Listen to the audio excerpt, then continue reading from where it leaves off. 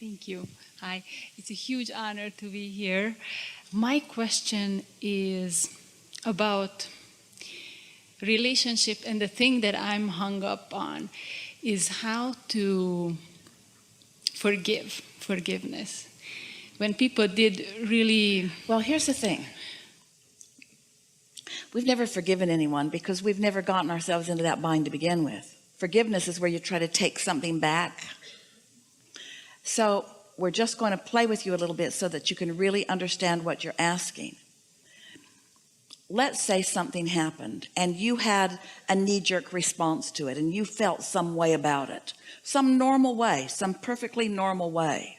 But in feeling that way, it feels bad to you because your inner being didn't take the same course of thought. So you went off on some rampage that your inner being didn't go on, and that's why you feel this discomfort. So if you can not continue to reactivate that thought, that vibration will cease to exist within you. If you want a literal definition of what forgiveness really is, or what it must be, it's no longer offering the vibration that splits you between you and your inner being. And so really it doesn't have anything to do with the object of your original uncomfortable determination of wrongdoing. Forgiveness isn't about getting over it. It's about not keeping it active and returning to your natural state of alignment. Your inner being isn't asking of you. Your inner being isn't saying to you, you must think every thought exactly the way we think it. Did you hear that? But your inner being is saying you must be true to your own desires. If life caused you to ask for it, you can't contradict it and be in alignment, because when life caused you to ask for it, your inner being went with it. Your inner being expanded because of what you asked for. Your inner being became it.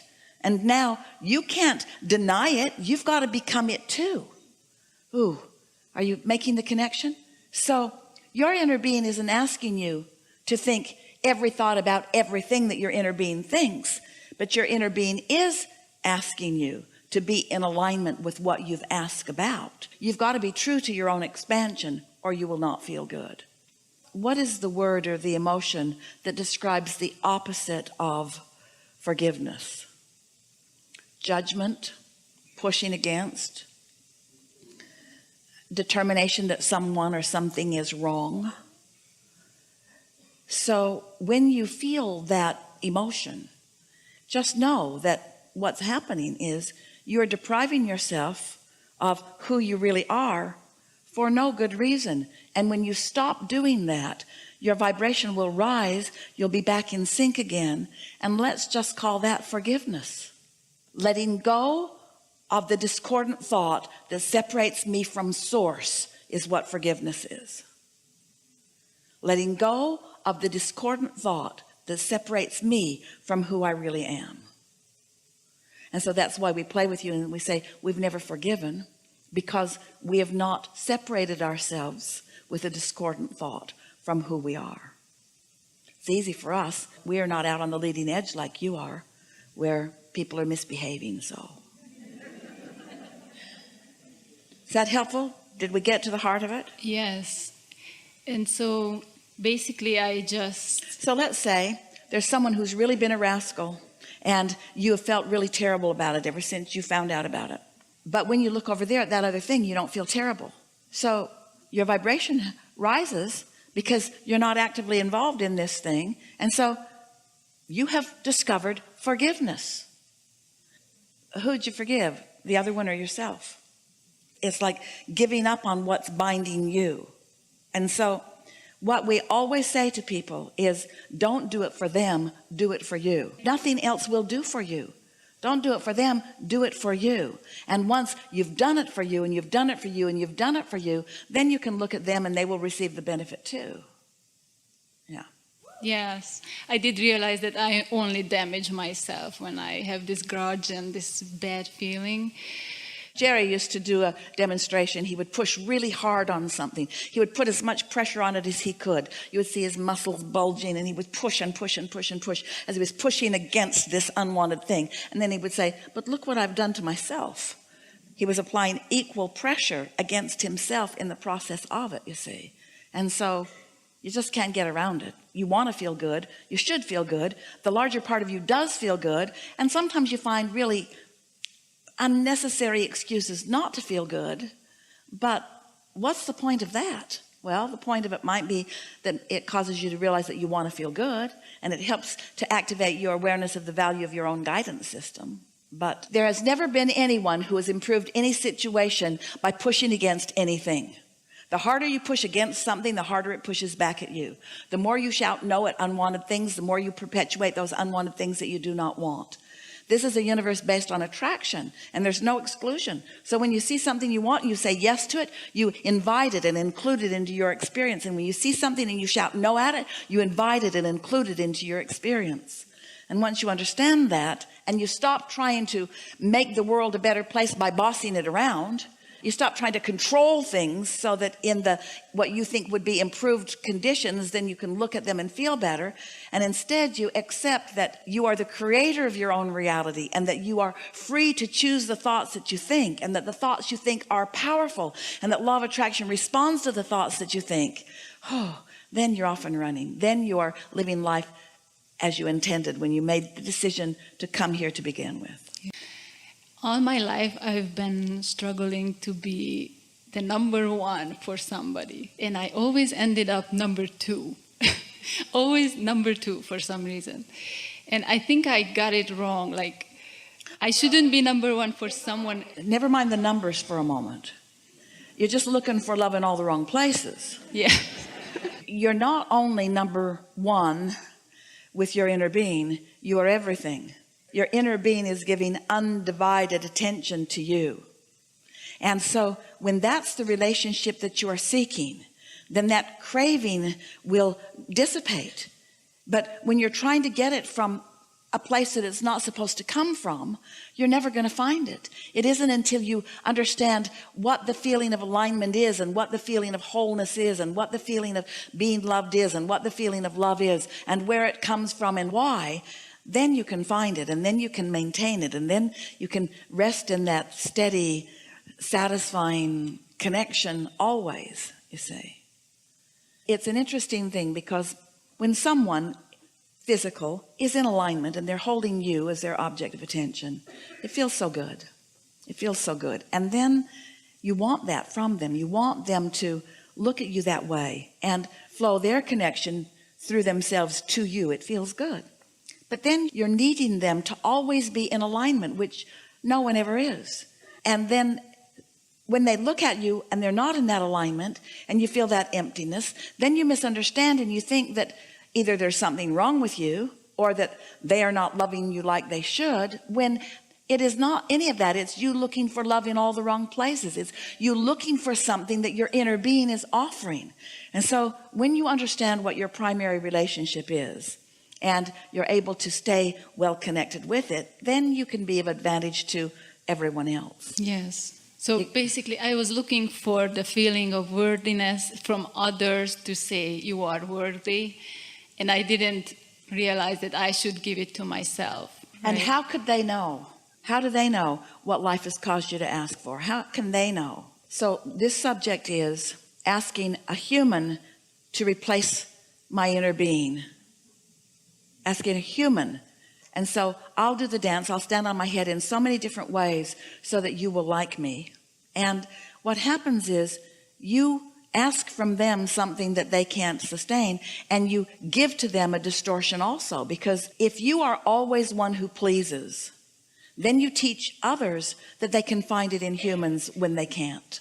Sometimes there will be a really lovable person in your life, and so it's so easy for you to love them. But then it makes everybody else seem out of sync, because first of all, nobody else is going to hold you as their undivided object of attention, as maybe this one did. You don't really serve others by deciding that you will keep them happy.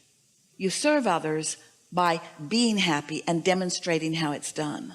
You don't be the source of their happiness or the reason for their happiness. But when you're tuned in, tapped in, turned on, then you provide a clear understanding for them of what happiness is. And through the life that you demonstrate, you help them to know how you accomplish it. And sometimes you demonstrate it when you're not happy. In other words, by being real to them and helping them to understand that you've got this alignment thing going and you've got it going pretty good, but you're not always in alignment. And they aren't either. And so then others have an opportunity at least to understand what you're striving for. But if you're letting others hold the power or the key to your happiness through their approval of you, and they want different things from you at different times, and different people want different things, then you're just sort of lost all the time, because you're not pleasing them, because you weren't born to please them, and because there are too many moving parts. We really want you to feel the perfection of the way this all works, the source that is you, that remains non-physical, and the you that is you, the personality that came into this physical body. We want you to feel how through the exposure to contrast, you became more and you expanded into this vibrational beingness, and your inner being is right there too. We want you to feel the satisfaction that your inner being feels as you expand, and the expansion that your inner being experiences also as you and your inner being expand together. And then we want you to feel and focus just a little bit on what it feels like to you when you find the vibration that your inner being is projecting, and you practice noticing what that feels like so that you sustain it on a regular basis, so that what life has caused you to ask for, you are now in vibrational sync with, and now it is demonstrating in all manner of being for you. We want you to feel how so many things that you've lived through life, and even before you came into this physical body, are all queued up for you to discover, for your delight, and in many cases for your surprise. And we want you to feel the perfection of what is amassed there because of the unfathomable pieces of the components that you've put there. There is a vortex that you have created that equals the perfection of the joy that you seek. The point that we're making is no other human could ever begin to please you like the receiving of what you've created can. We say you're looking for love in all the wrong places. You're looking for compliments in the wrong places. You're looking for satisfaction in the wrong places. It's all right here for you to receive. You must become whole. It's your wholeness that you're reaching for. It's your wholeness. It's the whole of you that you want to be present at any point in time. And we can feel that you got this. We can feel that you came along with us in this conversation. And we can now feel that you are feeling how really sort of silly it is to walk up to somebody and say, please like me. When you've got all of this that you've created, that's ongoing from lifetime to lifetime, that holds your inner being and source energy and is focused right at you, unequivocally at you, with every detail that you've ever asked for, right there for your satisfaction. And all you got to do is just feel your way to it and feel your way to it. And then allow life to demonstrate that you found it, as it demonstrates out in more than just a feeling, into experiences and conversations and words and things and experiences. In other words, just blossoms right before you as evidence that you aligned with who you are. Can you feel how it all fits together? You were source and still are. You came into this body, you chose more stuff, you put it in the vortex tended it and expanded it and gathered the cooperative components, and your inner being is right there, and all of it is loving you and flowing to you and showing off for you and being vivid for you. And here you are, just tuning yourself more in every day, because of meditation mostly, until you come into alignment with who you really are. And then in that alignment, it comes into the physical manifestation. The thoughts that were created by the life that you lived now become the things that make up the next platform from which you will launch more rockets of desire, and on it goes. Eternal, never-ending, joyful expansion is what we are all about.